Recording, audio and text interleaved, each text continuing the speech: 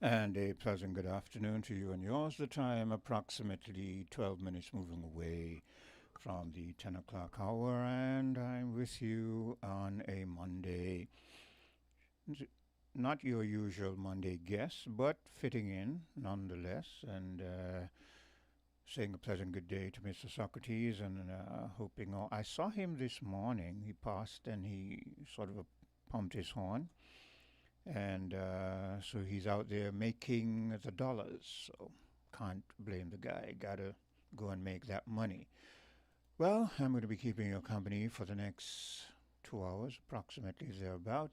And like I said before on the prior program, Island Tea, I'll be placing a lot of emphasis on statements made by the Canadian Prime Minister in relation to what they should do. And remember, Canada is a developed country. Canada is ranked high up there in the higher echelons of business, commerce, and development, and all that kind of stuff. Rich in minerals and other certain things, and so on and so forth. And they are searching for ways to unite so that they can deal with the United States hegemony and hegemonic means of doing business.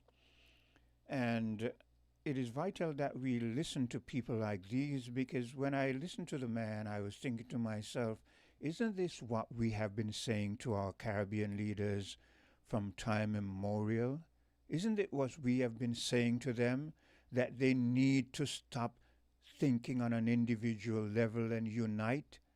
What will it take for them to finally realize, to listen, to wake up, smell the coffee, whatever, and understand that this thing of going it on your own and thinking that you're a one-man battalion is not going to work, especially when you see developed countries, vastly developed countries in Europe and in our proximity, moving towards unifying for different endeavors, business and otherwise, and we are still fragmented and seemingly proud of it, seemingly proud of our self-inflicted problems.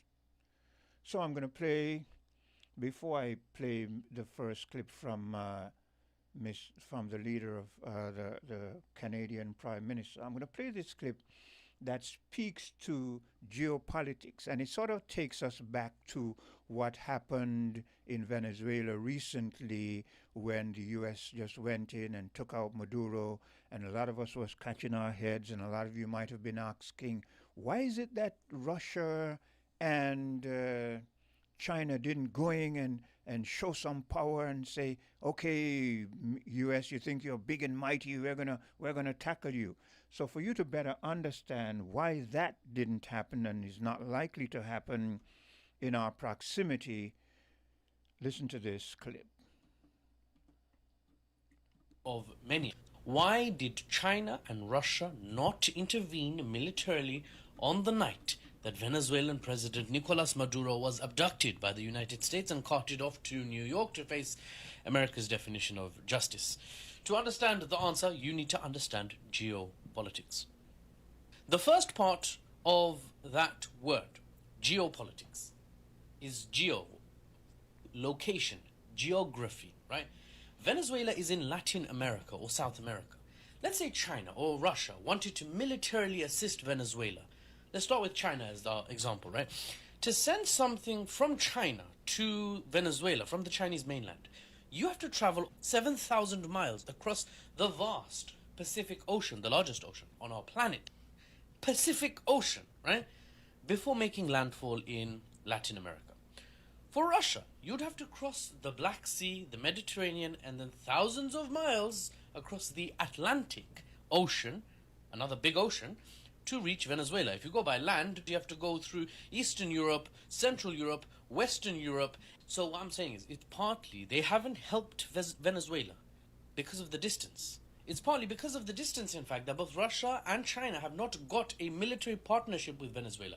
They have economic partnerships, and there are potentially military equipment deals But that's not the same as being in a military alliance where you move your active military assets into another country ready to support their defense or ready to defend them yourself.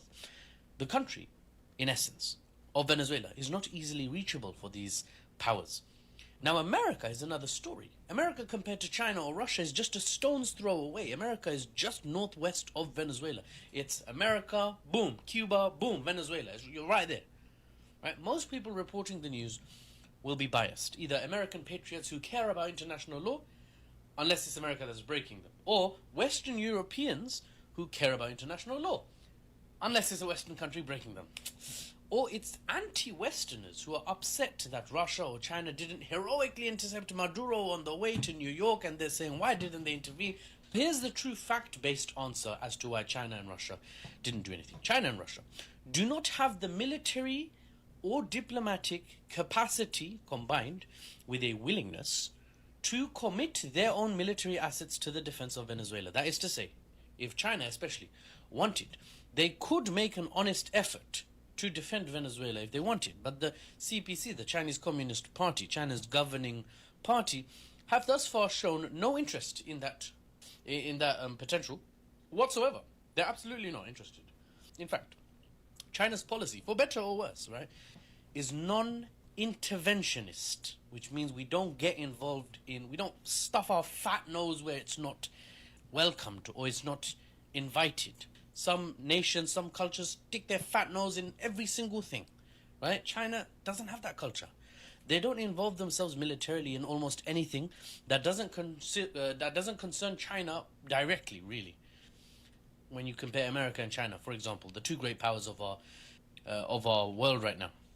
When you check, for example, how many US versus China naval bases there are, overseas military bases outside of the sovereign territory of each country.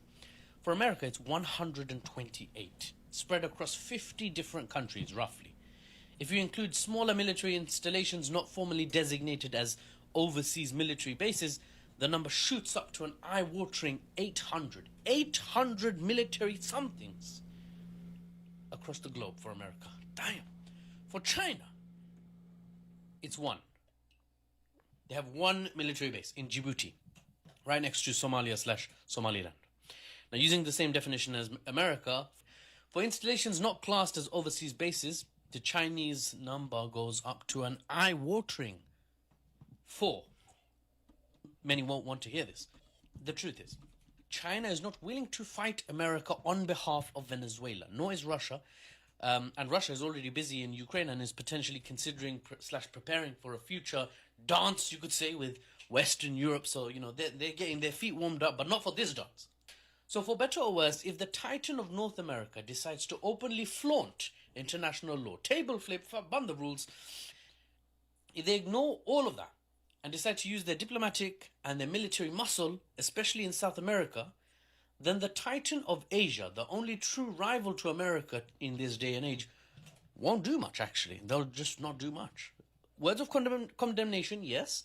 Rhetoric, yes. But material, actual action on the ground, not much. Basically like the Arab states, for example, with the Palestinian issue, right? So many emails where all the Arab states are CC'd in and it's sent straight to the Western powers. We are very unhappy. We condemn in the strongest possible terms. Astaghfirullah, you're really sinning out here. And then they actually do nothing. Like materially, militarily, nothing, right? Very similar situation here. Why? Because geostrategically, South America is not China's neighborhood. That's, in fact, America's neighborhood. The real question is the reverse scenario, which we may one day see, for better or worse. If China, at some point, exercises its own military strength to extend its own sphere of influence, most notable, of course, a potential reunification attempt with Taiwan, that's definitely in China's neighborhood. China would say, that's not even my neighborhood. That's just a room of my house that's gone a bit wayward. That's my shed, right? That's my shed, but it's operating autonomously at the moment. It's an autonomous shed. The question is, will America do much in China's neighborhood or China's backyard? Will they come Time will tell, as it always does, and I'll be here to report to you the news and the analysis unbiased and without the Western spin. I know people care about how the world works. They want to understand. Yeah, people should care about how the world works. And they should be interesting and understanding. And so that is why I play clips like those, especially for the younger folks, because a lot of the older ones, like myself, we're seasoned in our ways. And there's the old saying, you can't teach an old dog new tricks.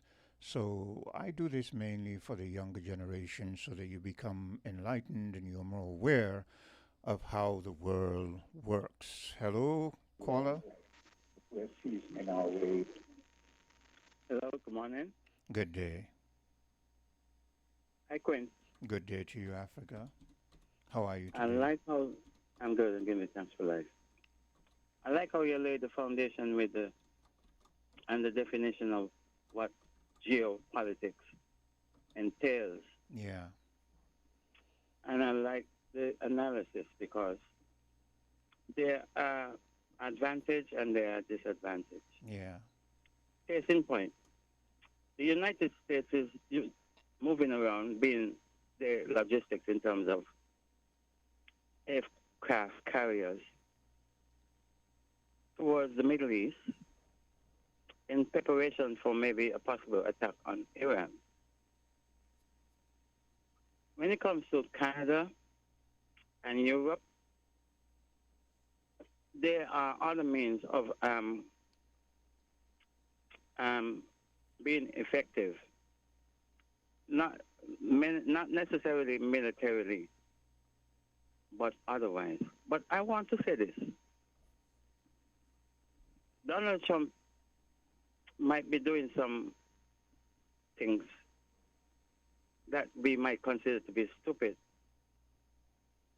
but for a debt of $38.5 trillion is not an easy thing for a leader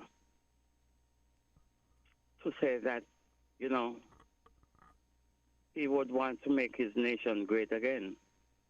And the slogan, Make America Great Again. It is totally impossible to make America great again with a $38.5 trillion debt. I'm glad you Because- made. I'm glad you made that point because that is this. This is why I say, and a lot of people might cringe and they say, "Oh, this is why I say, America is in a sort of a panic mode, right?" And what Mr. Trump is trying to do is to coerce the rest of the world back into a position where everybody is willing to do only business with the U.S. That is what he's trying to do, you know. How he's going about doing it may bring a lot of questions, but that is what he's trying to do. It's about economics, it's about business. So go ahead, Africa. And I think it's Sweden already, because the European Union has, amongst the European Union, they have a holding of bonds in maybe 20 billion US bonds or more, give and take. And Sweden has already started to, you know, release some of the bonds. I think it's 2 billion Sweden has already, you know. Yeah. Others would do likewise. So there are other means of saying, well, no, or standing up. We in Thinkers and Nevis, it's our pride is what we have. Nonetheless, we have to be proud people in whichever way, and in terms of diplomacy.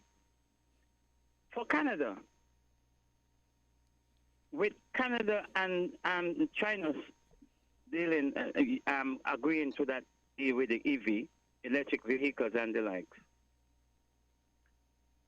China can afford, and it's nothing that China could have done with Venezuela because of the geopolitics, the geographical location at the distance from America to Venezuela, as opposed to China to Yeah, Venezuela. because you see, what people don't see is that it's one thing. Let's say, for instance, we know that Chinese has certain and Russia have certain developments for war and arms and so in Venezuela. We know that. But if let's say they were deciding to use them, how quickly would they be the exhausted, and how quickly would they be able to replenish that exhaustion because of the distance? That is the problem. Yes, yes, Yeah, so true. yeah, And I don't think in this world presently, no nations would, the old proverbial adage that say, don't put all of your eggs in one basket. Venezuela is endowed with certain rare earth minerals, gold and silver and so forth, and oil.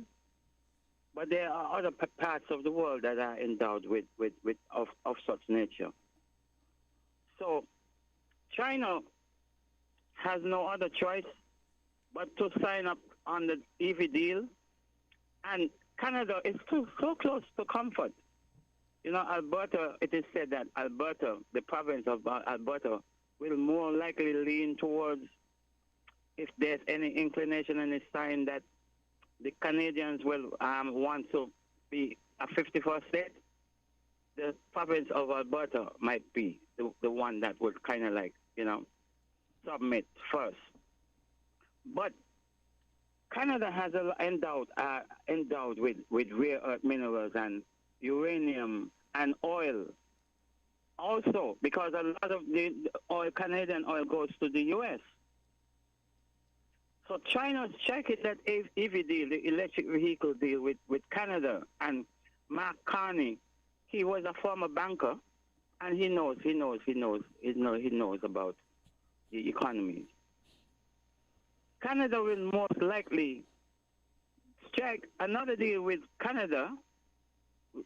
China will strike another deal with Canada to get oil revenue that they would have lost from Venezuela, and also Iran, because the geopolitics again, the geographical location, that Iran is closer to China. It's a distance still, but they're closer to China. And Iran has a choke point that is called the Strait of Hormuz, that they are positioned in terms of their marine resources, that they can allow oil to flow or not allow oil to flow by choking off that point there, the Strait of Hormuz. And like South Korea, Japan, and those economies in Asia, along with China, will suffer tremendously. Their economy will just tank, because they rely on the Persian Gulf for their oil. So the geopolitical aspect of it is very interesting as to lay a foundation for all of this conversation. yeah. And then you have south of the border, Mexico. Mexico also have oil. And Mexico will kind of like fill the void, or they do give to Cuba. And like with Venezuela, the situation in Venezuela, Cuba is going to be choked off from getting supply from Venezuela. Mexico might try to fill the void, but the United States might extend the blockade to the waters of Mexico. Because it's not the Gulf of Mexico anymore, it's the Gulf of America. But you see, Africa, what the world isn't realizing, and I tried to say this to Mr. McMahon, and he was trying to refute it, but what it comes down to is economics. And the rest of the world, what the U.S., what Mr. Trump is doing, unwittingly, what you remember they said he wrote a book, The Art of a Deal, right? Okay. What we're now seeing is that whatever the art of a deal is for Trump, it is not negotiation. His art of a deal is imposing hegemony or bullying you into a deal. He started like the might make right. he started The might is right doctrine. yeah, he started that with the tariffs. That tariffs, putting tariffs on people isn't really a negotiation. It's trying to stifle you or force you down a certain path. It has not worked the way he wanted it to. So he's trying No, other. because the Wall Street Journal and all of those analysts already said that it's the American people is hurting from all of the tariffs. Yeah. So what I'm saying is this: because of Trump's action, he has unwittingly and is unwittingly turning the rest of the world against the US. And what the rest of the world is doing, and when we're going to hear it in the Canadian leader's speech, and Macron and those others, they spoke about it. What the rest of the world is now doing is they aren't feeling comfortable now because they used to feel comfortable knowing that the high and mighty military powerful US was on their side. But now they realize through this president and they realize another president could come just like him or even worse. So what they're doing now is making strategic moves to diversify and move away gradually from doing a lot of commerce with the US. And the US is the only one who's going to suffer from that in the long term. Yes, Quint, and also Quint, there is a corridor, the northern corridor in the Arctic is opening up because the ice glaciers are melting.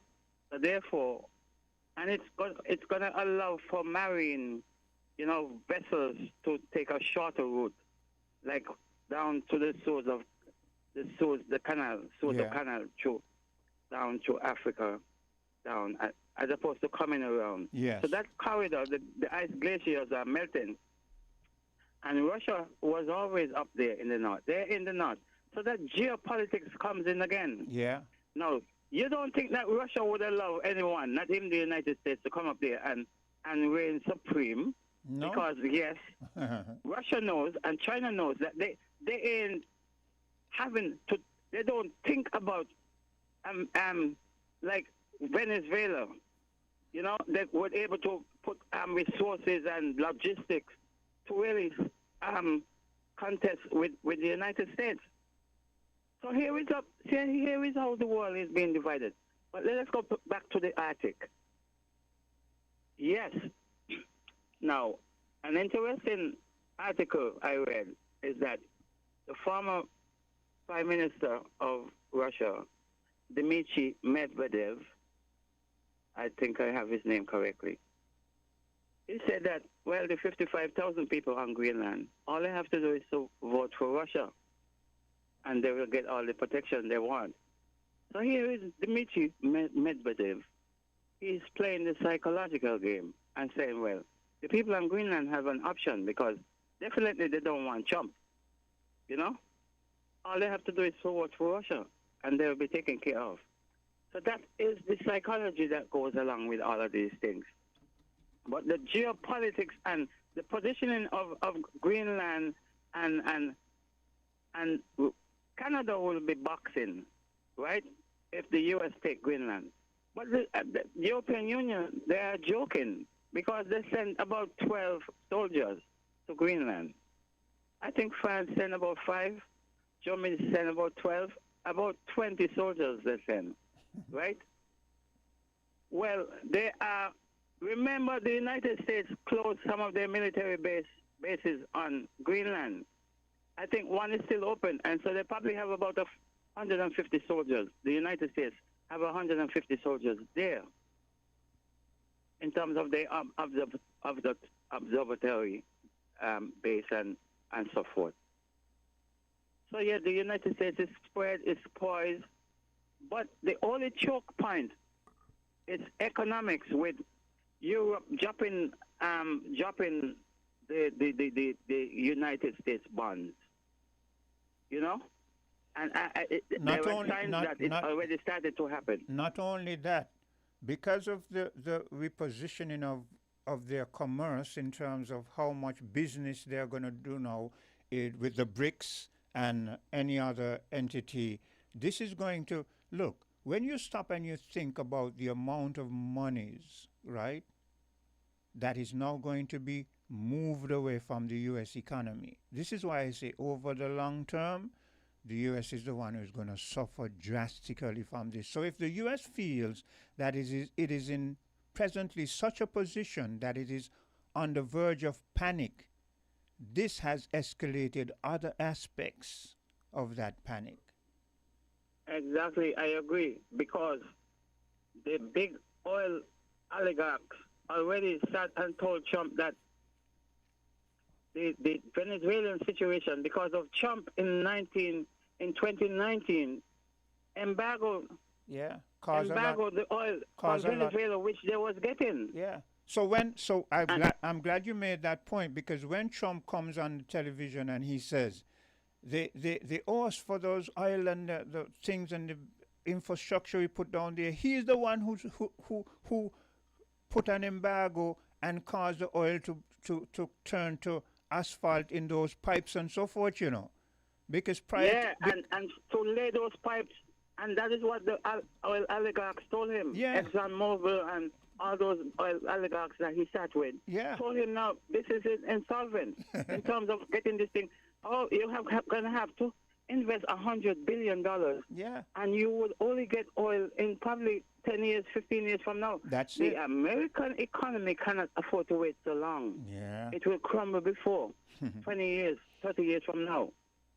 And that's another point I was trying to show, because people here, people like Mr. McMahon was touting that also, that the America has this vast amount of oil reserves and so forth. That is more psychological play than anything, Yes, but when you are so dependent on fossil fuel, you know how much of that fossil is exhausted within a given period? And it is not business-like for me to have a deposit on a bank and knowing that I have other business ventures out there and I have income coming in from the business ventures, for me to go to the bank and deplete my resources. I would not do that. That would be the last resort. That's it. Yeah. And America would not want, even though they might have oil, yes, they might not want.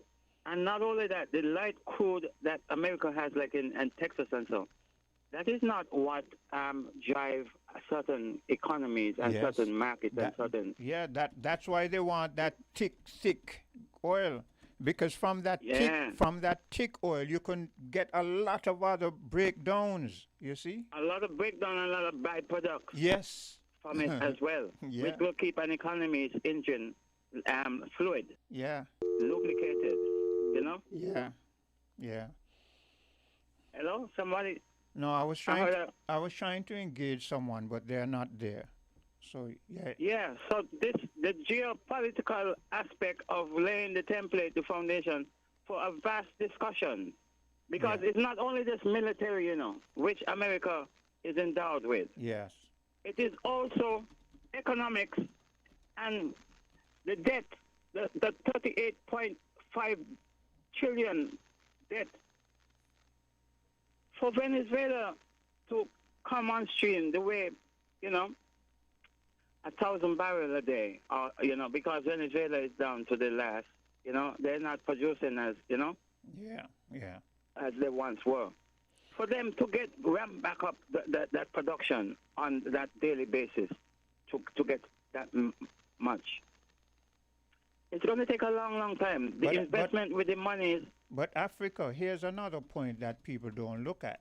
All these bases the U.S. has around the world, plus what they're utilizing in our proximity and up in the Middle East and so forth, that is what caused their debt to be so high, and it's going to further increase their debt. You think when you take the world's biggest aircraft carrier and you put it down there that burns that kind of energy per day, per hour, not including all those. Yes. This is how your debt escalates.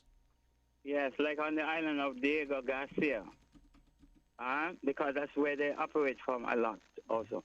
But now China, it is alleged that China, over the past week or so, that there were probably 16 military aircraft that left China and went to Iran to bolster Iran air defense.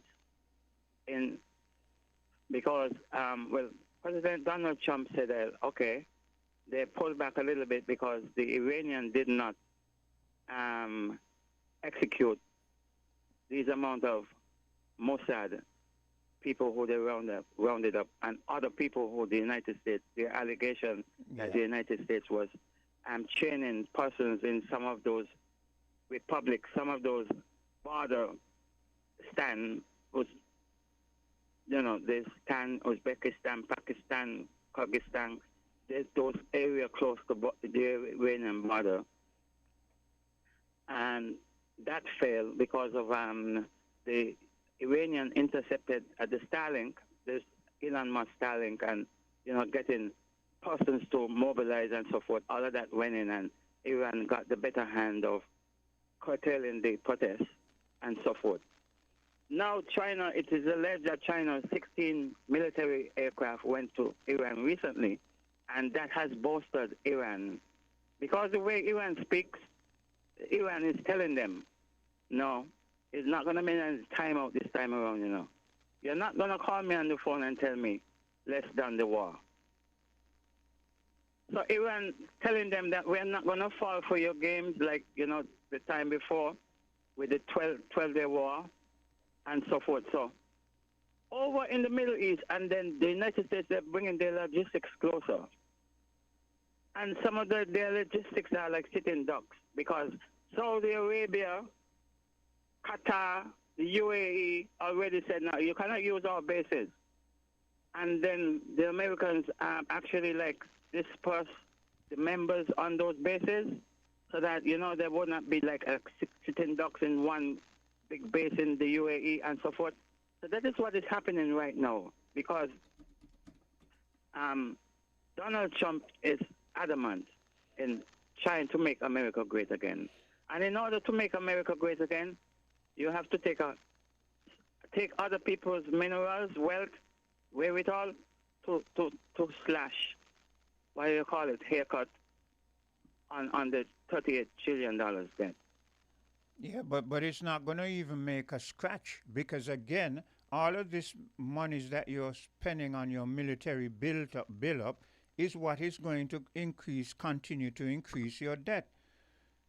Look at the United States annual debt and budget for military use. It is catastrophic. So here in the most developed country, the superpower of the world, you go, people are all over homeless, and by the day people are becoming more homeless. There are a lot of trailer parks and slum life and all that kind of stuff. But you're going around the world posturing and increasing your debt. So it's like you're self-destructing, But anyway, I've got to make a commercial break anytime now. Yeah, one last thing before, one small thing. So the analysis by the gentleman, the clip you played there, is correct. Cuba will fall. Those little sitting ducks in the Americas, they will go leaning towards America.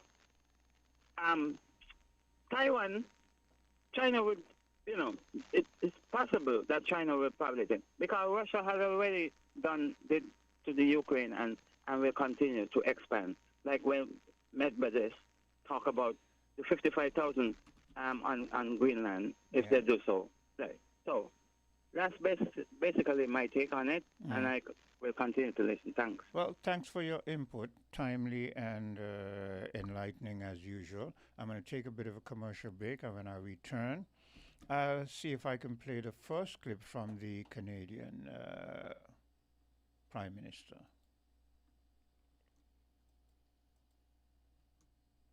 More than 42 million cars from 19 different car companies are being recalled for faulty airbag inflators. Repairs are fast, easy, and free.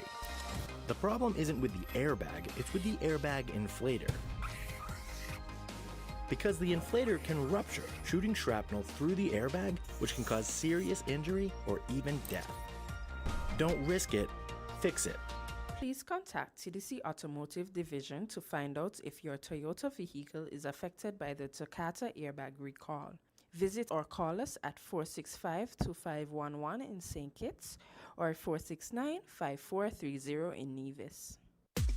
Come, build with us at Hostels Building and Nevis Centers. We don't just sell materials, we help you build your dreams. Whether it's a new home, a renovation, or a DIY project, we're here to make it happen. That's why we say, build with us. From foundation to finish, come to our stores where we have the best in building materials, hardware, tools, paints, expert advice, and more. Whatever you need, you can count on us. So if you're ready to get started, build with us. With Hostels Building and Nevis Centers, you're not just building a structure, you're building a future. Let us help you create something amazing. Dream with us, plan with us, grow with us, build with us. Come build with us at Hostels Building and Nevis Centers today. Build with us at Hostels.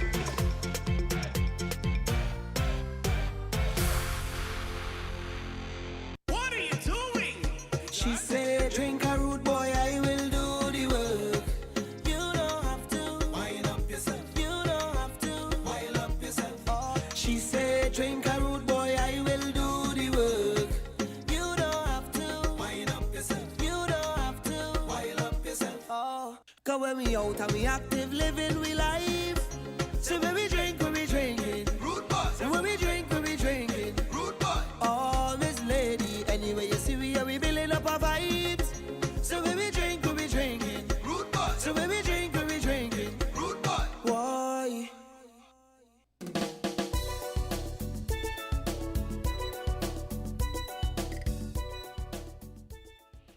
And I'm back with you. The time 10:49, and let's get right into the first clip that I have of the Prime Minister of Canada and his address to the recent economic, let me put emphasis on that, economic forum, because people just look at the military might and military strength and they don't seem to understand that commerce is what is really running the world. And it is because of commerce and how people feel they stand in surviving along commercial trends that will determine how they can survive. And that oftentimes leads to war, because if a country, we've seen that in the history, in the history book, we've seen that play out, where if a country feels that it is threatened and its existence is threatened, they use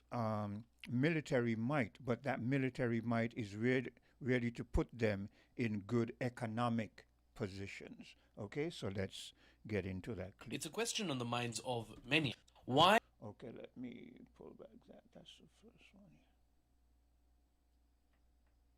Here we go. Every day, we're reminded that we live in an era of great power rivalry, that the rules-based order is fading, that the strong can do what they can and the weak must suffer what they must. And this aphorism of Thucydides is presented as inevitable, as the natural logic of international relations reasserting itself. And faced with this logic, there is a strong tendency for countries to go along to get along, to accommodate, to avoid trouble, to hope that compliance will buy safety. Well, it won't. So what are our options? The system's power comes not from its truth, but from everyone's willingness to perform as if it were true. And its fragility comes from the same source. For decades, countries like Canada prospered under what we called the rules-based international order. We joined its institutions, we praised its principles, we benefited from its predictability. We knew the story of the international rules-based order was partially false, that the strongest would exempt themselves when convenient. And we knew that international law applied with varying rigor depending on the identity of the accused or the victim. This fiction was useful. An American hegemony in particular helped provide public goods, open sea lanes, a stable financial system, collective security, and support for frameworks for resolving disputes. So we placed the sign in the window. We participated in the rituals, and we largely avoided calling out the gaps between rhetoric and reality. This bargain no longer works. Let me be direct. We are in the midst of a rupture, not a transition. Over the past 2 decades, a series of crises in finance, health, energy, and geopolitics have laid bare the risks of extreme global integration. But more recently, great powers have begun using economic integration as weapons. Tariffs as leverage, financial infrastructure as coercion, supply chains as vulnerabilities to be exploited. You cannot live within the lie of mutual benefit through integration when integration becomes the source of your subordination. The multilateral institutions on which the middle powers have relied, the WTO, the UN, the COP, the architecture, the very architecture of collective problem solving are under threat. And as a result, many countries are drawing the same conclusions, that they must develop greater strategic autonomy in energy, food, critical minerals, in finance and supply chains. And this impulse is understandable. A country that can't feed itself, fuel itself, or defend itself has few options. When the rules no longer protect you, you must protect yourself.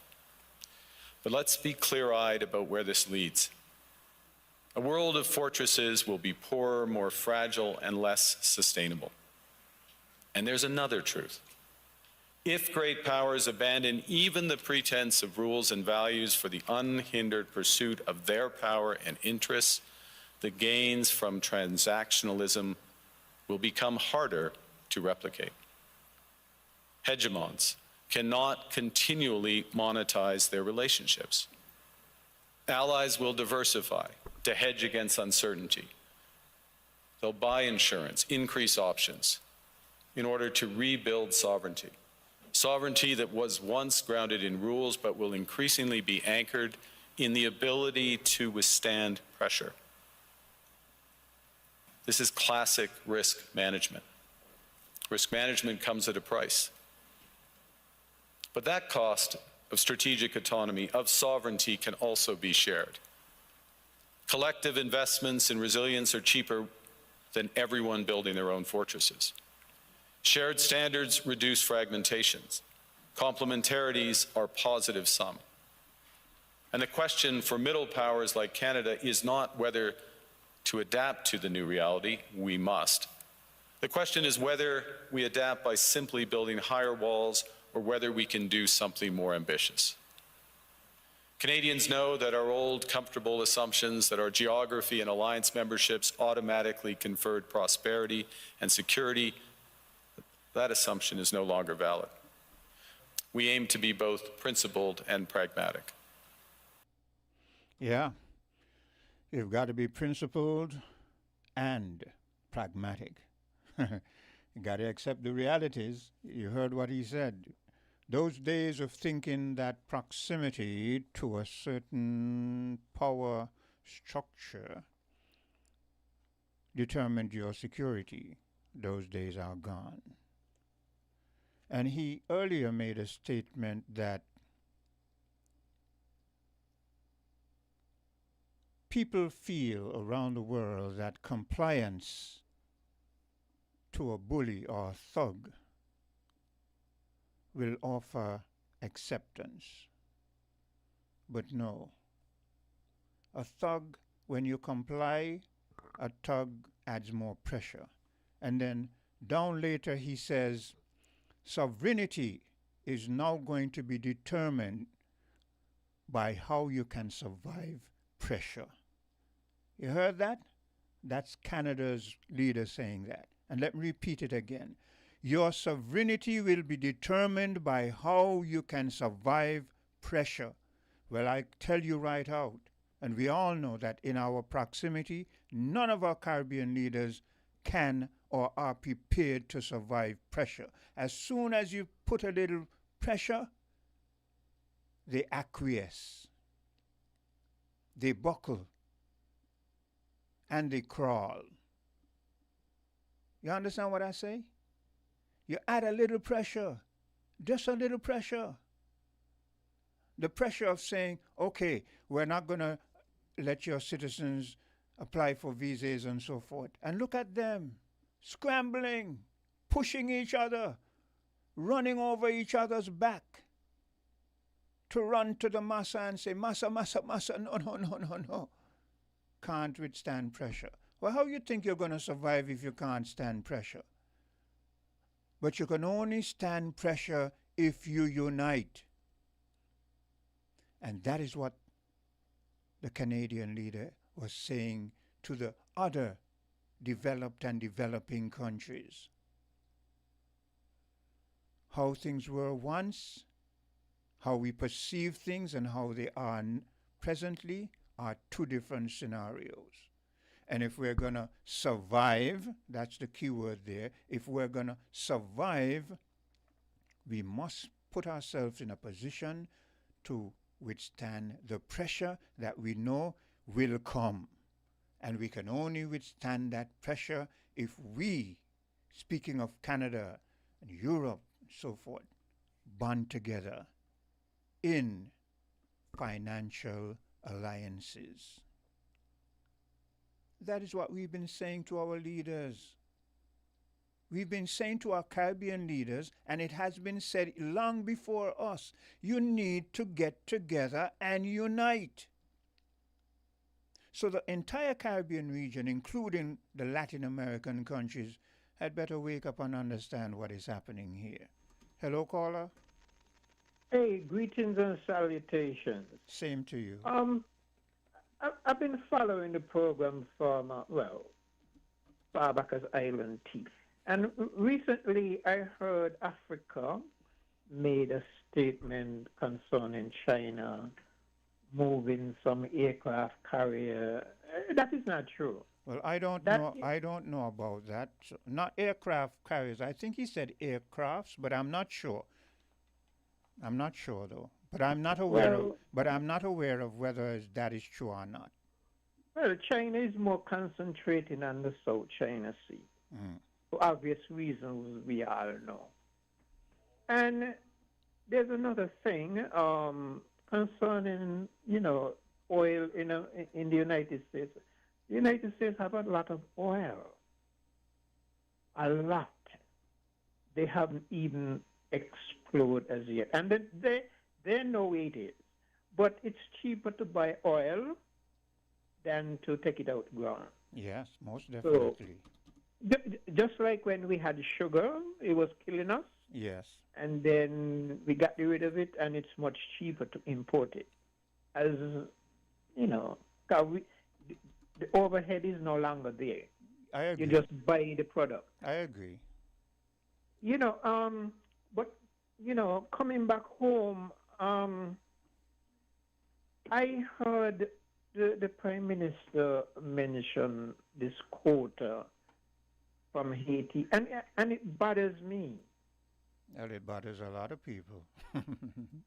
I wonder what quota is he speaking about? These people who the United States want to send out, they are in the United States, they're not coming from Haiti, even though they might be Asian. Yeah. So what quota is he speaking about? I don't know. I believe that what happened, I believe that the Prime Minister didn't really think about that statement before he made it. I think for whatever reason, whatever was going through his head, he made that statement and then he realized it was a mistake. And I think he has been trying to backtrack on it. So he's finding ways to do so, but he's not being quite successful. I'm going to tell you something. I have this T-shirt. Most everybody should know it. With the flag that says "Think it's Nevis" in front of it. I'm telling you, I would wear that shirt. Well, not now, but in the summer, I would wear that shirt proudly. I have to think about doing it this summer coming. I really have to think about it because there's a lot of chatter in the air right here where I live. Yeah. And this is the position he put us in. Yeah. I kind of feel for him, though, but then he brought it on himself.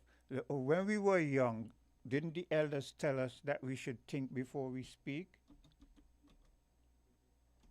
So I Of think course.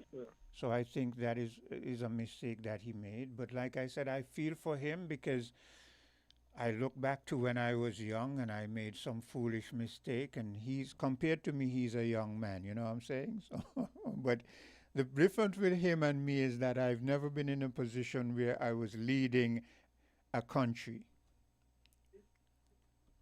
You said, I understand what the Canadian Prime Minister was saying, but however, it is said that when they did go off, I think it could be Washington or somewhere, when they went to meet Marco Rubio. You remember when they had that big meeting with all heads? Yeah. It is said that he met with them individually. With the Canadian leaders and so forth? No, with the Caribbean leaders. Yeah. Separately. Okay. I just wanted to be clear on that. Yeah. Now, if you met separately, you see where they were pressured? Yeah. Pressure. Because A doesn't know what B said That's it. in their meeting. Yeah. And maybe that's why we wound up in the situation where we is today. So then By caller. not, Caller. not, Go ahead. mhm. By not what? saying that we are not accepting Haitian. Yeah. So then caller, is it was it a talk, a negotiation, or was it an interrogation? Because that you just explained in terms of putting people separate, and then that is what police and people in certain legal fraternities who want to find out things, they put you in apart, and then they come and in your interrogation they will say to you, well, I just spoke to Quint, and Quint don't accept me, so what are you going to do? You understand? So And that's what investigators does. yeah. They will tell you, man, your friend, oh, they're ratting on you, and you laugh and you begin to talk, make deals. Yeah, and a lot of times it isn't true. It's just to get a crack in the ice. Exactly. Yeah. But on the other hand, it's not that Uncle Donald, I used to say Uncle Sam, I say Uncle Donald. Uncle Donald, it's not that he's pressuring them, I mean, look at, let me go back to January 3rd. One snap of the of the fingers, and no aircraft was moving. You see how vulnerable we is? Yeah. I mean, just the other day, one snowstorm, aircraft canceling flight. And that's how vulnerable we is. So, I don't think we're in a position to fight Uncle Donald, but we must also let them know how we feel. Yeah, I agree. Even though if you do not have a choice. Yeah. And You this know? this is why when sometimes Mia Motley, she baffles me. I don't know whether she's here or there. I gave her praise because she's more vocal and she says things that even the men aren't saying. But then she's a politician, and I kind of question what politicians will say and do. But she has said some things in the past. Like, for instance, I have a speech where she was saying that we should be controlling our waterways. One, and she also spoke to we should be having satellites that we can do our own internal communications and so forth. But these are things that can't be done individually. There would have to be that Latin America and the rest of the Caribbean unify, and we don't see them anywhere near even getting there. That is not going to happen either, Yeah, well, that's what I'm saying. We don't see it, even a smattering of moving there. But that is the only way over time you're going to be in a position to have some weight and have some clout. But it comes down to what you say. It's still in this proximity. The United States is the big superpower, so. And all they got to do is flex their muscle. you know, even if we're trying, they run this hemisphere, you know, believe it or not.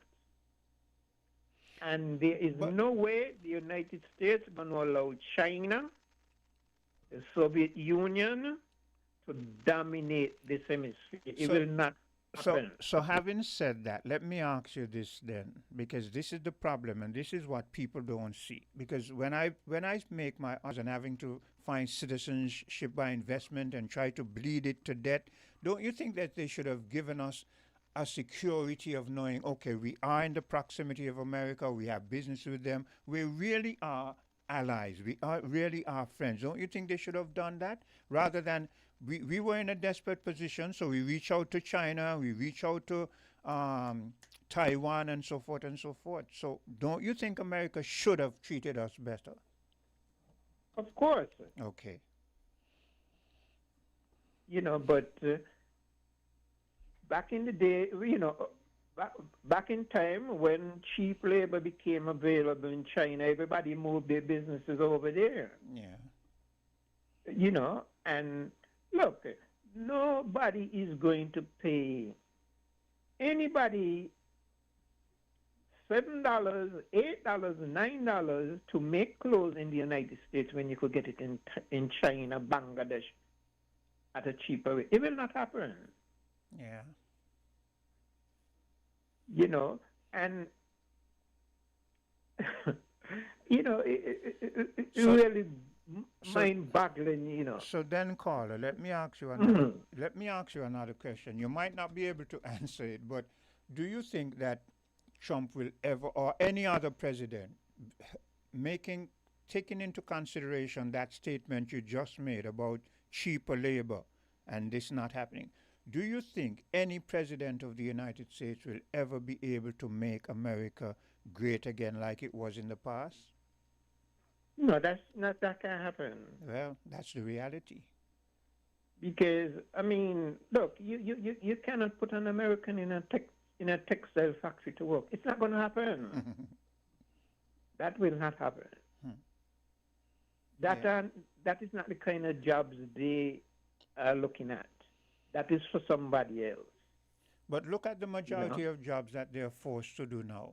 In the U.S., the majority of jobs that they're doing are franchise jobs, you know, for fast food, chain stores, and that kind of stuff. And that American middle class that was big on car production and television industry and that kind of stuff, that doesn't exist because of the fact that you just said you can get the labor cheaper overseas. So wouldn't it then be better if you were, if let's say, use a hypothetical, if American president was to be able to bring back some factories to the United States and say, okay, you're not going to be working for the low wages that those people in China and so get, but we're going to give you a better wage, but we want to make sure that we control what we produce and that kind of stuff. Wouldn't that be better than the franchise job and the Kentucky and the McDonald's jobs and so forth? That seem to be the only thing that's flourishing, and the Walmart and yeah. Well, you know, it's amazing that you say that, because even though someone is working at McDonald's and Kentucky in the States, these people own a vehicle. Yeah. Yeah. Now, in St. Kitts and, you know, the rest of the region, that is not so. Well, I could tell you in St. Kitts almost everybody owns a vehicle. No. I understand that, but I'm talking about the average worker down at KFC. Okay, I hear you. I guarantee you, maybe 90 or 99% of those workers take the bus when they finish working. Yeah. You know, so it's a bit different. And people in Kentucky here, they are not working at minimum wage, because the United States minimum wage is $7.25. Hardly anybody work for that. Yeah, that is what. As a matter of fact, I do not know anybody who work for that. That is what I was thinking too, because After you made the statement about, I thought of it, and I thought that even those in McDonald's, their wages are still higher than those businesses that are working in factories across the world and so forth. So hey, but that hits home that if it's going to be almost virtually impossible for you to bring back those factories into the U.S. to do work, and you're going to have to be paying big salaries. And by doing that, the product is going to cost more money. Yeah, yeah. And Americans have a thirst for cheap stuff. That's true. There's true. a thirst for it. But one more thing before I go. Why do you think it's Nevis has so much driver's license? Well, I wouldn't know. I never did learn to drive, even though I grew up and my mother there were cars around me. I did, when in a younger stage, dabble with it, but I didn't. I guess because my mother wanted me at that point to learn to drive to run taxi, and I wasn't going to do it. And as a youth, I rebelled against anything. If my mother said A, I did B. So I didn't. And as I grew to become an older man, I just wasn't inclined to learn to drive. And the reason for me saying that, I think there's 8, and for 50,000+ people, I cannot understand why. Because here in the United States, there's only 2 I know, and we have over 300 million people. Mm-hmm. There's a commercial driving license, and the standard basic driver's license. Well, don't you think it's a matter of taxes? Don't you think that it's a matter of the government finding creative ways of getting different revenue? Well, that sure is a strange way to get revenue, because all you need is a commercial driver's license to drive anything, heavy equipment, but there's a license for tractors.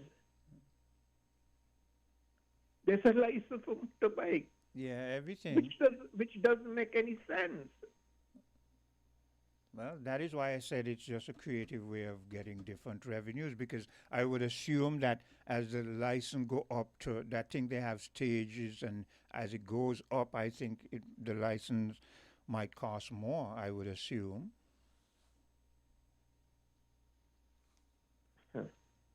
But I guess that's the way it is. But you see, it's things like those collars that the Caribbean leaders use to keep our people down. So I hear your point. These things are unnecessary. There should be put in emphasis on the more necessary things as to how we survive, like agriculture, getting proper businesses and different factories or whatever, so that your people can go out and make a viable salary. But no, the money here is just going round and round and round, and then there's a detriment to that, because every external person, for right now, everywhere you turn, you see Chinese, and that money isn't going to be going round and round in our economy. That's our money now that we're spending with them, that's going out. And talking about the Chinese, I saw the video with the garbage out in your neck of the woods. Yeah. Up to now, I have not seen it, but I smile when I hear people explain to me about it, But it goes to show that was not the first time they did it. No. It's just that they got caught. Yeah. And I was, when I saw it, I was wondering if nobody was going to call solid waste, to, deal with that situation. I guess they did, but... But even if you call solid waste, what do you think will happen? Solid waste will just give them a pat on the wrist. The person in solid waste might, in front of us, say, blah, blah, blah, blah, blah, blah. But then behind, that's unfortunate is the way things go. They acquiesce to everybody else and put pressure on our own people. And that brings me to this. I always say that we should have law enforcement officers. All those agencies like waste management should have their own police. And all you have to do is get qualified people, and they would go to the training school with the police academy, and they will go through the basic training. Yeah. And when they graduate, they will go to the respective departments and go through the laws of that agency. And then they become law enforcement officers where they be able to make arrests. Everything as it is now is on the police. I never thought. I never thought of that. This sounds like a good enough idea. Oh yes, I mean here, the animal, they have their own police. So the regular police do not get tied up in that. Okay. But they enforce our laws. Okay. So even though that's the area, whatever law they see you broke in, they will deal with you. Okay. You understand? And it could be done. We got these classes from time to time. All the train is police. That shouldn't be. We should have people from waste management, customs. They go through the basic training. But maybe and become law enforcement officers. But maybe so you always have police on the road. But maybe, caller, I hear you, and the idea isn't a bad idea. But maybe someone might say, well, the government is the biggest employer, so no matter where these are, because those places you call solid waste and customs and so they're still under the government's purview, as far as I know.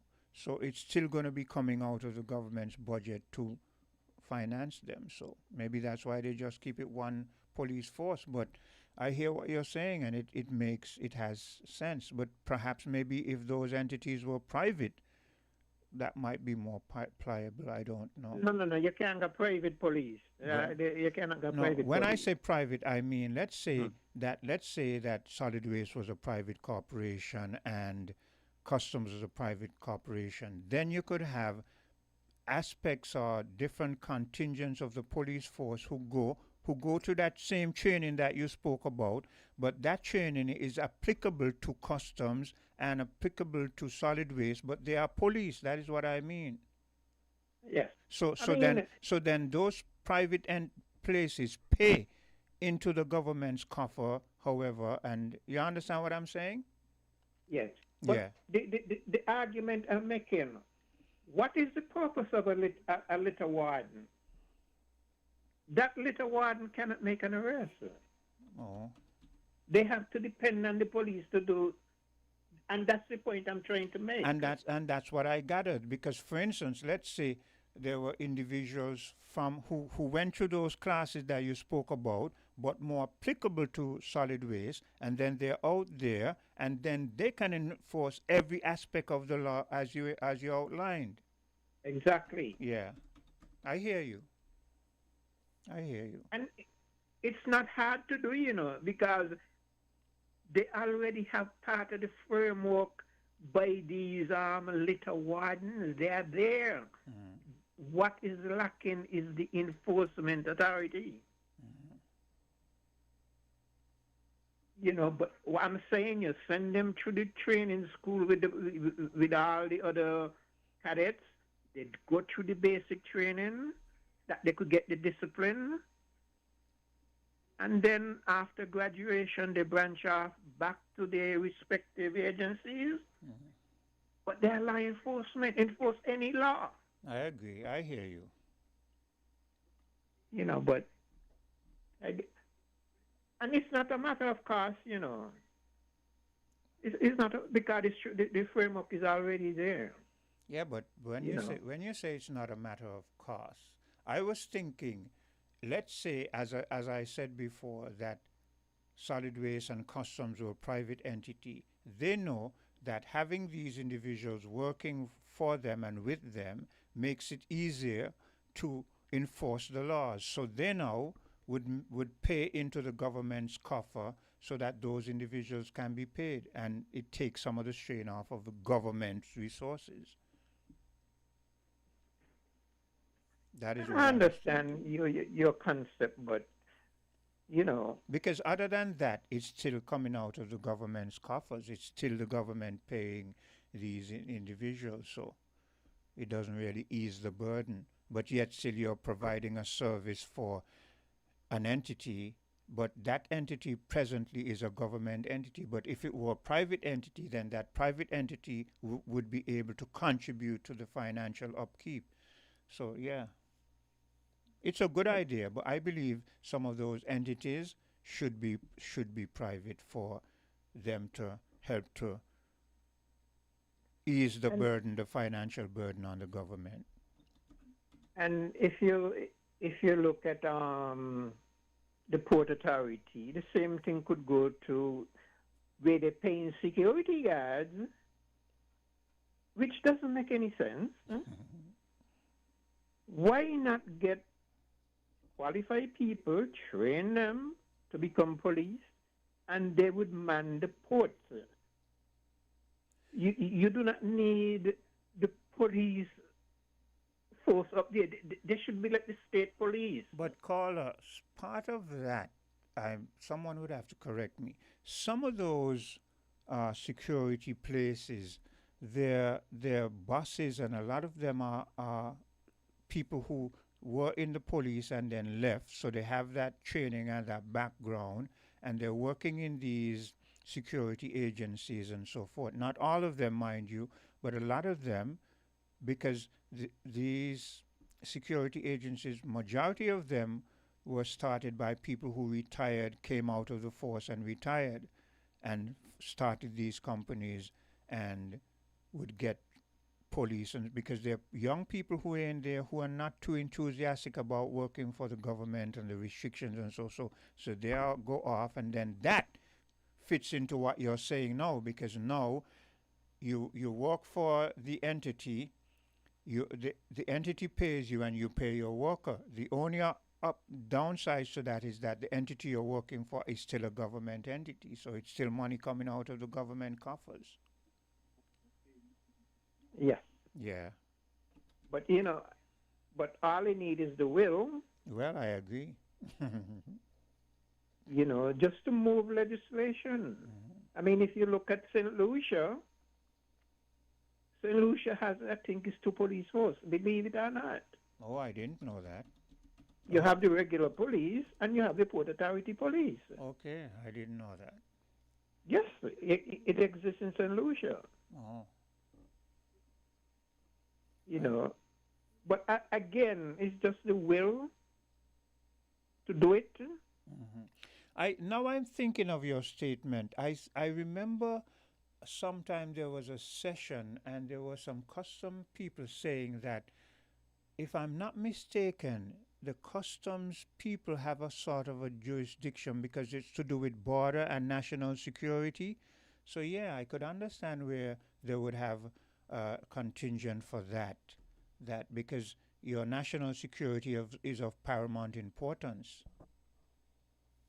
Well, I understand that, but I don't know if you ever seen any interactions at the airport when there's something.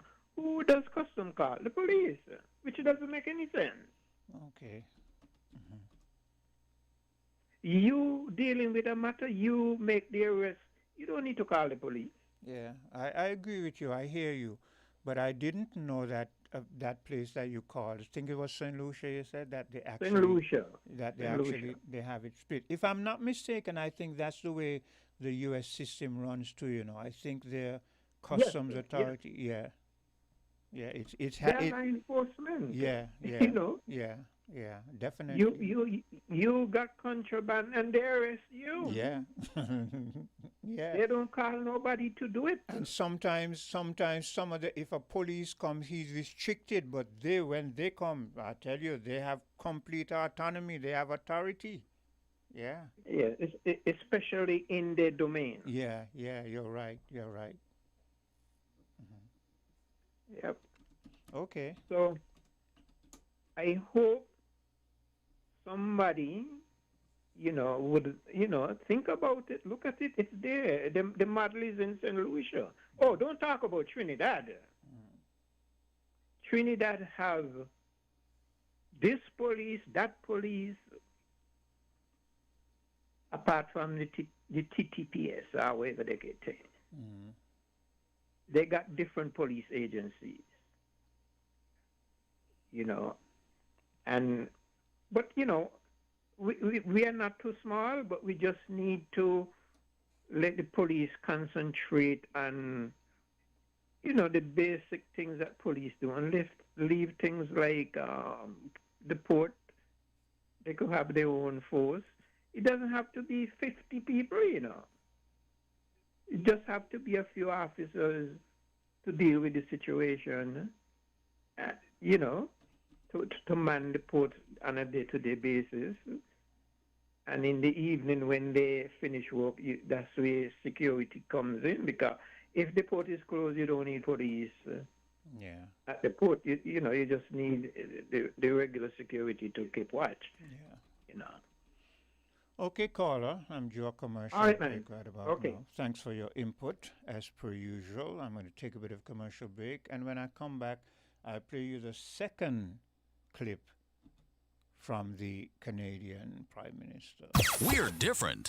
We're 98.9. 98.9. Win FM. This Christmas, add postpaid for a festive win-win. We're gifting you a 50-inch smart TV or a $400 Amazon gift card. When you add a Flow postpaid mobile plan to your home internet, you can celebrate the most wonderful time of the year with a big screen or big shopping. Let us upsize your TV or clear your Amazon cart. Either way, you come out on top. Add postpaid to internet today for your festive win-win. Visit discoverflow.co for more info. Terms and conditions apply.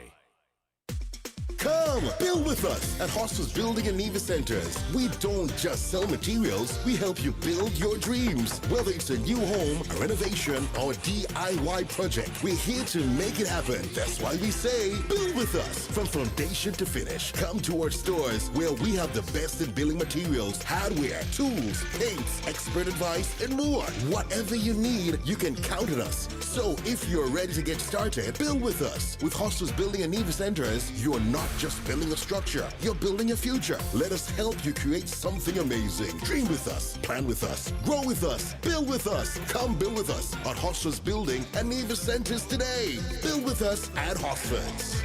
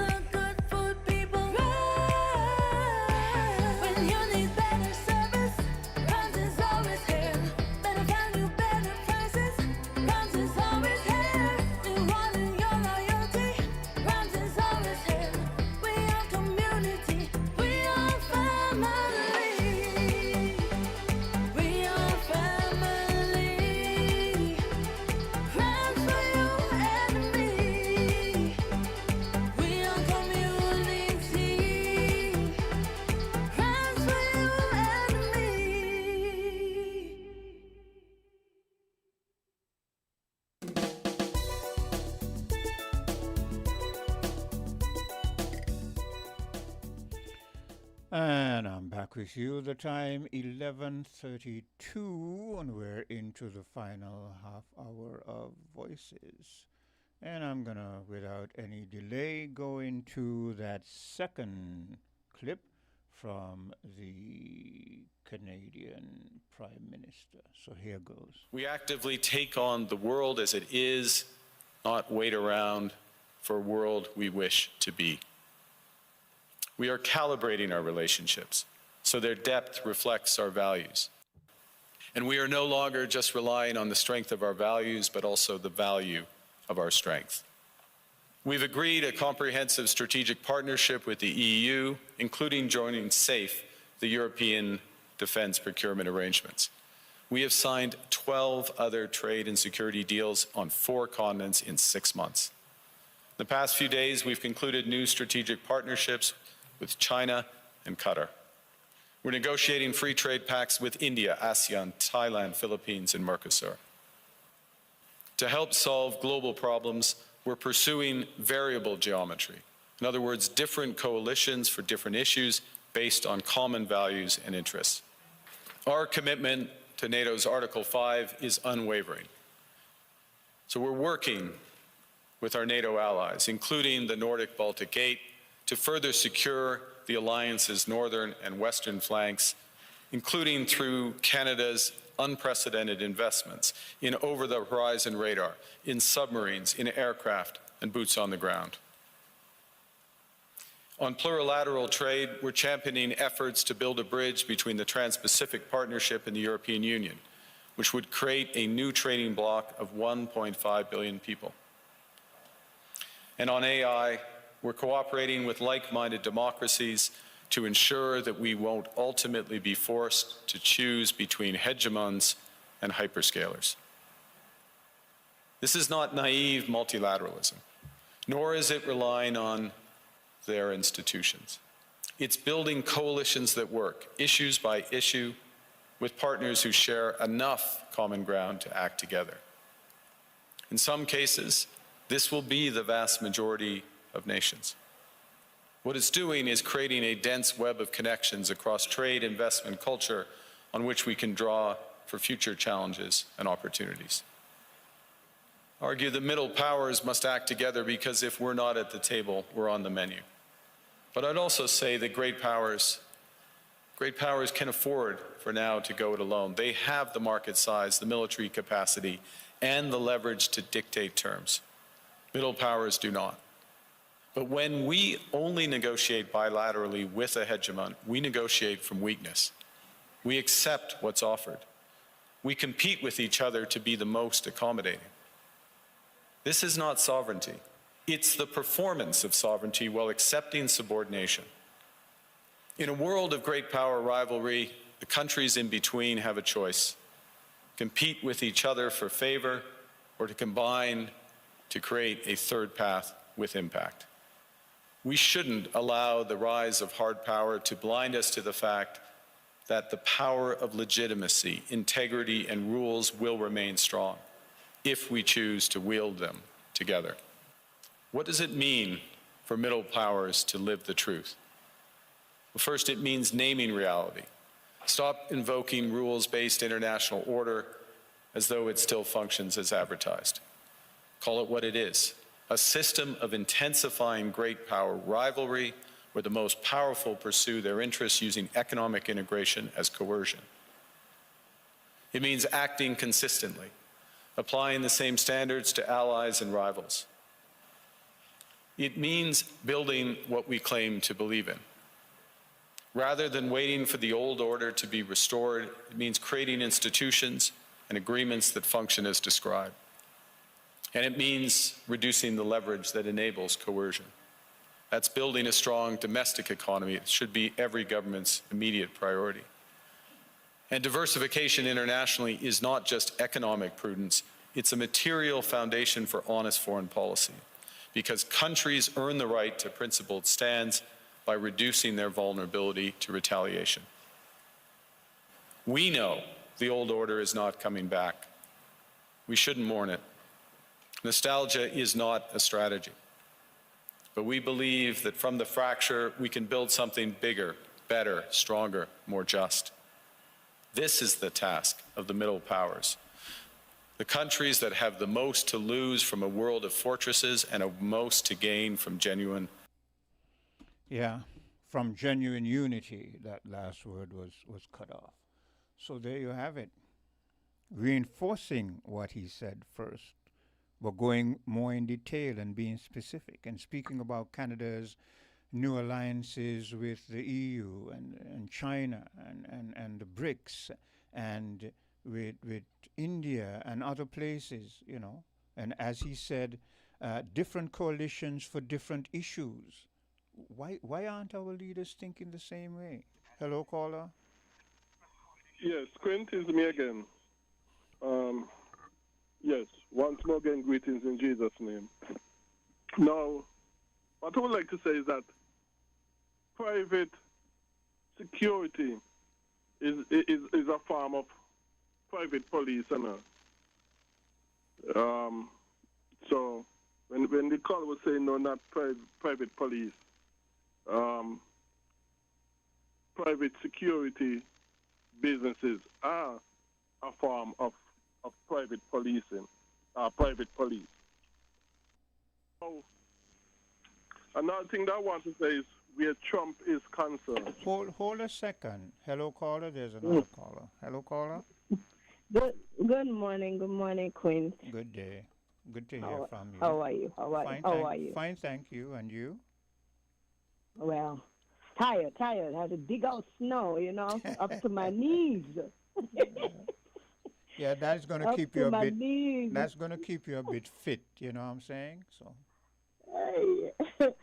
Well, I gotta give God thanks that it's light and fluffy. If it was heavy and wet, I probably would have have a heart attack. And thank God for snowplow. That's one of the snowblower. That's one of the reasons why I never wanted to go to those countries and those cold places. Me and cold don't get along well. I thank God I don't have any sidewalk in front of my house. Because if I had a sidewalk, I have to ask for someone to sidewalk. I'm glad I don't have no sidewalk. Yeah. But anyway, now I was listening to your tapes, them, right? And, okay, the last tape that you just played talk about the unity and stuff. And I see a thing out where the Prime Minister is saying that, the hands were tied, literally saying that if they were forced to say or do what they have to do. Yeah. No, even in that case, right?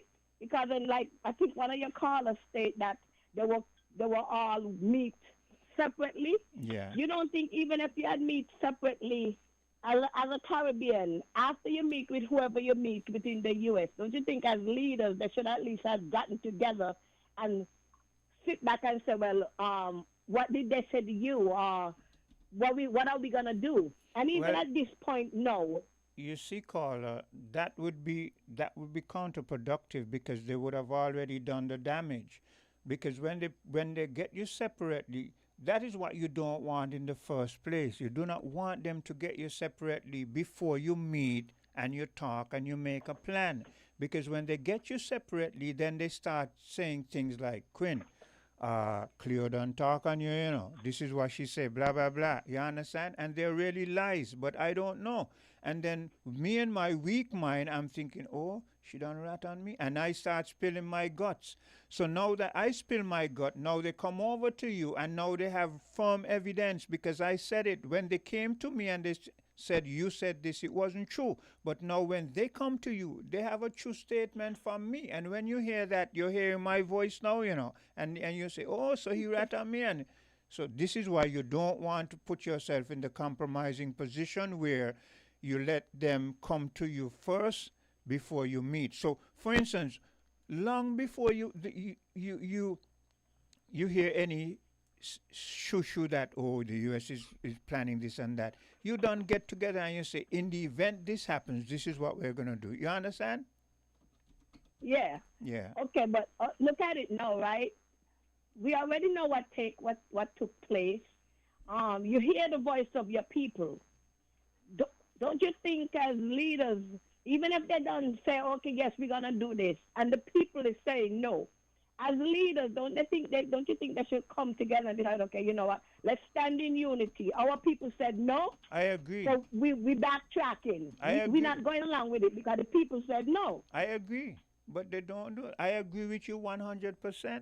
That is what they should do, even after the fact. It's the people you're depending on. It's the people who are going to vote, decide whether they're going to vote for you again. So since the people, people have made it clear what they want, get together and decide, okay, so they fooled us there, but this is what we're going to do. I agree with you 100%. It seems like either they're not listening to the people, or it's just like they hold on to this concept like, oh, our hands are tied, we can't do nothing. Yeah. I always say people only have as much power over you as you give it to them. I agree. Because you can take back your power from people. I agree. We need to stop with the notion that where America sneeze, we catch cold. Yeah. America said this, tell us jump, we just jump, we ask how high, and we just do it. Yeah, I agree. Come on, it's control, we give them control. Yeah. You got to take back your power. You only have as much power as... And that is what the Canadian leader was saying. And you know, Canada isn't any little small fry. So if if Canada is saying to the rest of the world, we're ready to unite, why don't we, the small fry, because that's what we are the small fries. So why can't we learn that we need to unite too? Yeah. Hey, I mean, all they have to do is seriously just say, look, we backpedaling and we're not going along. The people said no and things. We need to stop with the foolishness, because I like how you talk about Canada. Canada literally tell him, go kick rocks. Go kick rocks. We can't let you control us. Because now you control us. You already show to be not trustworthy. You already show that you're a mad person. You do whatever just come to your mind and don't think of the consequences. Yeah. I mean, and in the long run, it's the people of America who's going to suffer the most, especially the poor. Yeah. With all the nonsense that he's doing. But I'll continue to listen. Okay. And I was trying to call in earlier this morning to wish Cartencia a happy anniversary. I hope she's listening. Happy anniversary, Cartencia, to you and your husband, and I pray that y'all have many, many more years together. God bless. Have a good day. Same to you. Back to you, Greg and... yes, Quint? Yeah. Yes. Well, I too would like to say to Cartencia, I hope she's listening, that may she and her husband have a lifelong blessed marriage, and Jesus blessed and happy anniversary to them as they celebrate the anniversary today. And I pray that many, many more to come for them. Yeah, I think they'll have... For all of their life together. I think they'll have many more. I think they'll have many more. Yeah. and I hope that it all lasts for all of their life. Yeah. You know? Yes. Together with each other in Jesus. Now, Trump, because of his evilness, I don't think he realizes he is pushing his allies further away from him into the arms of Russia and China and so on. Yeah. And that he's even more strengthening BRICS. Yeah, he is. I don't think he realized that. Well, I don't think he thought about it, but let's see. No. Yeah. Obviously not. And the American dollar right now is falling. Yeah. Internationally. Yeah. The value of it. It's gone. And not only that, China is winning the trade war because why? Yes, China export has fallen off to the U.S. because of the tariff, okay? Yeah, that is true. But it has built up everywhere else, yeah. But generally, overall, China exports have increased. Yeah, it has built up everywhere because they have now found newer markets. Yeah, that's true. Yeah, and I think most, and from the stats I've seen, most of the exports now is going to Africa. That's what I've seen from the stats. And it has increased world over, even though it has decreased where America is concerned. So China is really ending up now, as people have said, really winning the trade war against America, against stupid Trump. Yeah. Well, I should say against America, because it ain't just the alone affected, it's the whole American nation affected. Yeah. Negatively. Yes. And lastly, Quint, I would like to say, again, I would say to Johnny, God gave us his word through the ancient Jews, and as he went into other nations, they copied it from its original and they translated it as well. But originally, God used the Jews, the ancient Jews, to give us his word, the Holy Scriptures. It is not an European or American or any other thing. It is a Jewish thing that God used via the Jews to give us his word. And that includes things such as the Dead Sea Scrolls, the Septuagint, and other ancient biblical documents. Okay, Quinn, thank you very much. Appreciate it. God bless. Okay. Hello, caller. Hello. Yes, good morning, Quint. How are you doing, man? I'm fine, thank you. And you? Yeah, pretty good. Anybody else is on the line? No. Yeah, I see yeah, some. great I see someone lighting up now. Hello. Hello, caller. Hi, Quint. Okay. You're gonna let Please. you're gonna let Burl speak because he was there first, or what? Yes. Go ahead. Go ahead, Burl. Yeah, great discussions, Quint, man. I like when you have these discussions, and I know I made a recommendation to strengthen up our foreign affairs ministry, and from that day right up to Davos a couple of days ago, all of the conversation has been regional and international. Yeah. It's so ironic that things has really gone that way. And you see, I'm glad you made that statement because when we come here and we say certain things, people tend to be grumbling in the background and they say, "Oh, let's keep it local. We ain't care about what happens around the world." But you see how what happens around the world affect us even more devastatingly than what happens internally. Definitely. Yeah. The clips them that you played today, man, is so right on point, man. I'm here listening real attentively. Trust me. Well, thank you. Geopolitics. You see, when you play those two clips earlier, the first two clips I think you played with the word geopolitics, the geography of the world. Yeah. Logistically speaking, it'll be difficult for China and Russia to come over all the way over here to aid Venezuela. Yeah. And that's exactly what that man said in that clip. Yeah. More than likely, the easier way they can help is when Africa came on and said they had sent jets to back up Iran. Yeah. It's easier for them to give the air support than coming in by warships and stuff like that. And we see and we know Iran regionally, geographically, is easier for China to access Iran than to access Venezuela. Yeah. And Africa stated that. And if they provide that support, and if they backs up to America, America will think twice about really going over there. Trump can say all he wants to say about the executions will stop, but who knows? If he knows that China has sent that air support, that can also deter them. Well, let's see.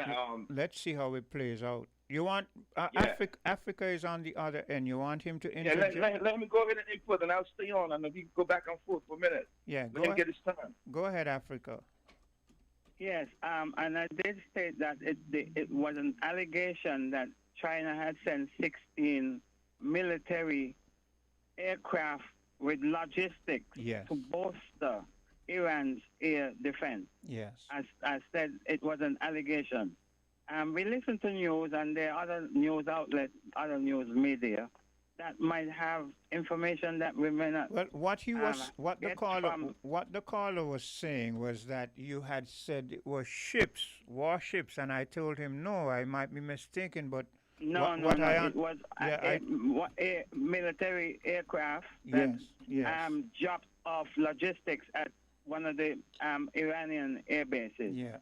Yes. Not that they was going to get involved, but they was going to give logistics support too. Yeah. Correct. Because of their interest, because they know they have invested in Venezuela, and it doesn't look likely that any oil tankers are going to be coming out of Venezuela towards China anytime soon. So therefore, like I said, we don't put the politicians of this world today, they don't put all their eggs in one basket. No. So China has to look elsewhere, and I think China will be getting get oil from the Persian Gulf, but Persian Gulf, yeah. also with the deal with the EV with Canada, they will start other deals like oil. Yeah. From Canada, because so they just don't put their eggs in one basket. Because China has not risen to the fall tomorrow.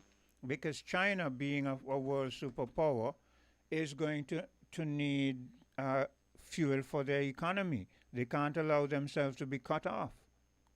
Yes, and because China have some equipment, some factories up and running, like rare earth minerals. Other nations have rare earth minerals, but other nations don't have what it takes to process and to refine rare earth minerals to come to be suitable for what their intentions are with those rare earth minerals. Yeah. China have happened to do that because rare earth minerals and the wastage from rare earth minerals is very hazardous and toxic. Yeah. And even right? I just want to come home now. I just want to come home. Okay. Because the MOU that was signed on to, and Claire said it right. No, not all the Caribbean OECS signed on to. On the 13th of this month, they made an agreement to set up a committee to study this MOU.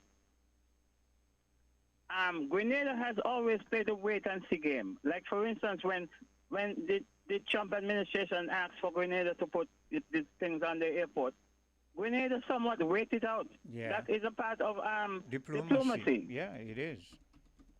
But we don't know who all signed on to the MOU. We don't think it's a Nevis signed on to it because we heard our Prime Minister. Well, now that think it's a Nevis and 10 other Caribbean nations are a part of the 75 nations list where there are a frozen situation on visa, this will be an opportune time and a credible reason to tell the United States no, because we are told that the MOU is a non-binding MOU. So much the better. If it's non-binding and we sign on to it, it is non-binding. We don't have to commit to it. But that is what... Because we realize that they're playing us. That is what Even the Canadian... we meant well. They are playing us. Africa, that is what the Canadian leader was saying, you know. He was saying that somehow people have the idea that you accept so that you can...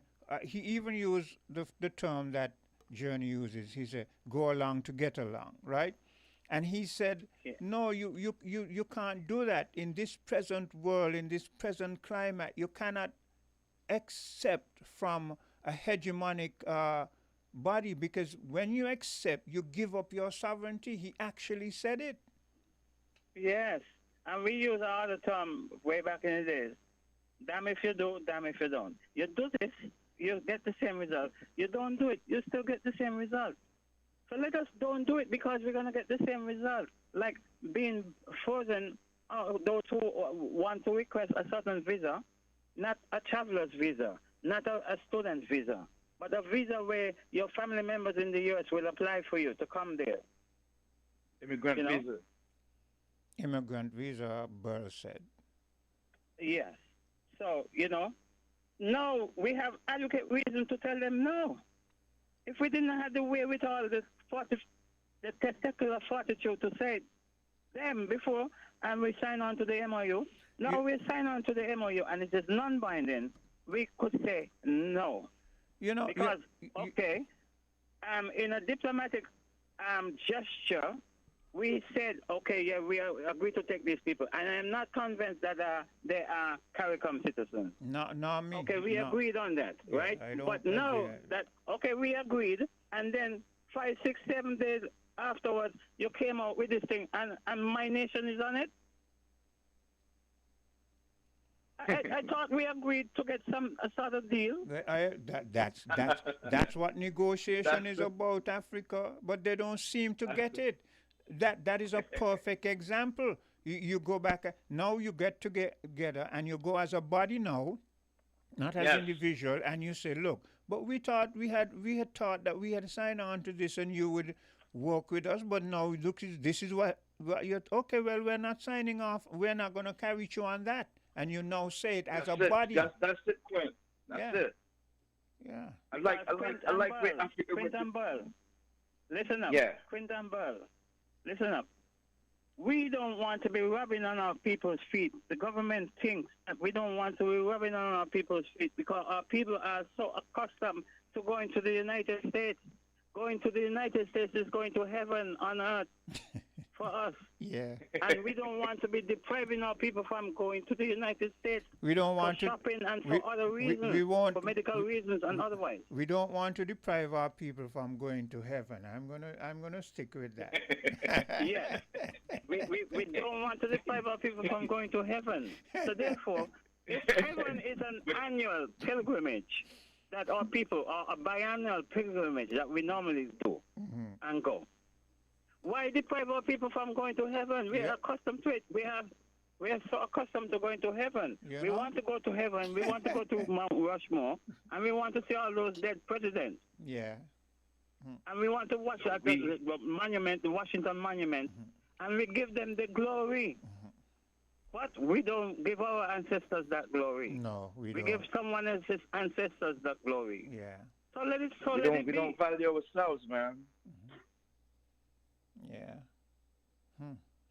It's so sad. You know, I get the impression, right?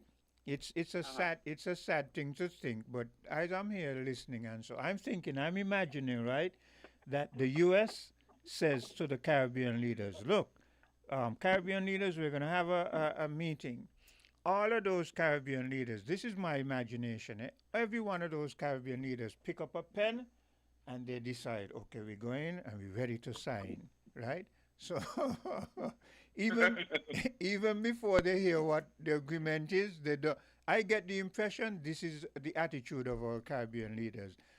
Soon as they go to the wherever forum, they have their pen for one thing and they're signing on to everything. It doesn't matter what it is. They're signing on to it. Yeah, Quinn. Yeah. I'm going to tell you, right? I don't like to call people names on here. But you see this discussion here? There's a specific person on St. Kitts or wherever he at. I think his last name is Bunton. Yeah. I would have liked to get him to come in on this conversation because he asked a question in another forum, right? Like how do we know? I might not get it right, and I'll ask him to excuse me, right? But the bottom line for me, I'd like to get him to come in on this conversation and clarify his position. What happened is, I think he asked the question something like, how do we know if America approached each island individually or something like that, you know what I mean? And when people are talking about coming together in unity, you know, he had like a little question he asked around that. But what I'm saying is that you already had these discussions on here even before that MOU was mentioned at that round table. Yeah. So if we as individual citizens were seeing the need for that unity of any issues America approached the Caribbean region with, to stand in unison and speak as one voice, because we saw when they approached Grenada with that radar system, the guy was silent for a minute because he was coming with his personal diplomacy. But we only need the unity. Look. And speak as one voice. Look, if both you and Africa, I'm sure that you both can remember when our Minister of Agriculture was asked something to do with seeds or something to do with agriculture. And his answer was, well, we can't let out the people's, that is a trade secret. You remember that? Yeah. Yes. Well, I remember what does that tell you? That tells you that our leaders somehow don't understand the significance of being our leaders. You see, they don't understand that being putting the emphasis on our leaders mean they are there to represent our interests. When a minister of agriculture is going to tell you he's more concerned about keeping other people's trade secret, it tells you that he does not put emphasis on our infrastructural advancement. It tells you plain and clear.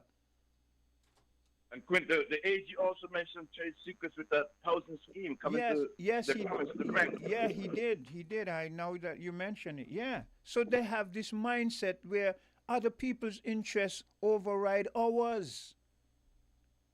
So no wonder they go with their pens ready to sign off on everybody, because everybody's interest is more important than us. You know, Canada. I tell you, Quint. Canada. Quint, at one time, I used to be accusatory of our leaders because it's over the past years, different administration. It has happened. It's like a pattern where we used to want to play the wait and see game. And I would always say that our leaders have to find a way to give signal to the nation that he is being bullied as a male who holds the office. He is being bullied. And so some signal has to be sent to the nation so that the populace knows about it. And so we can raise our voice in defense of our leader. I mean, our leader and our leaders don't deserve it. The type of bullying that they get from others. Like Big Brother. But Africa, look, you see that bullying? Look, we don't even begin to imagine. I've heard leaders, right? Former leaders. I've heard, and if you go on the internet, you can find documentation with former leaders saying that when the people from the U.S. come to say they're negotiating, especially when they come, they bring like the CIA. And those CIA and those military individuals will be, when they go in the public forum, they say one thing. But when they go behind closed doors, these former leaders say that these people whisper in their ears. They come behind them and they say things like, you better do what we say or else we're going to make sure that your government doesn't exist. There's a noise in the background. They say things, they actually threaten you, undisputed threaten you.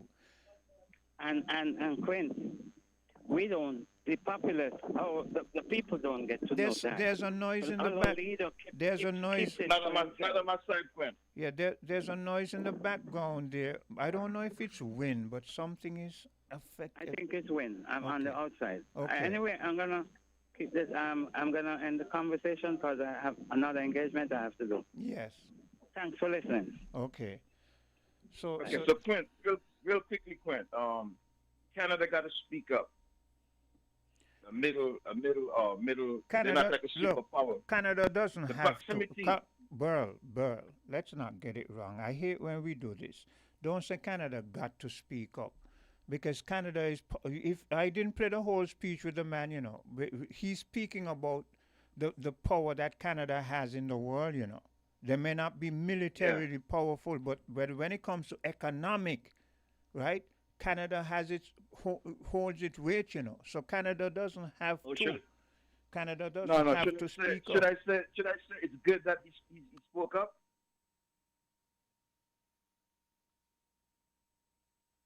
You still there?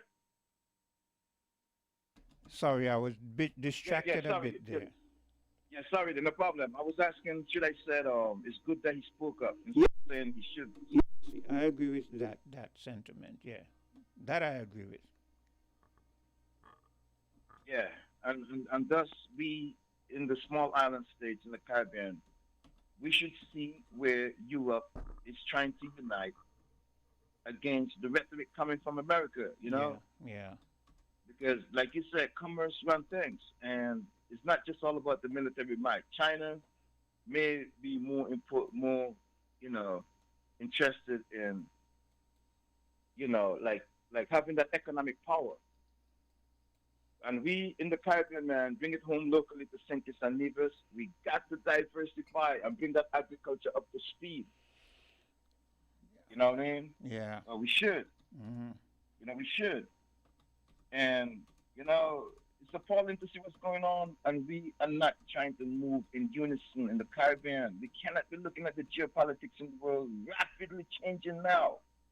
And we are not advancing, and we're not moving accordingly. We have to try to come to the speed, up to the time. Okay. And our citizens also got to know we're going to have to put that work in individually, man.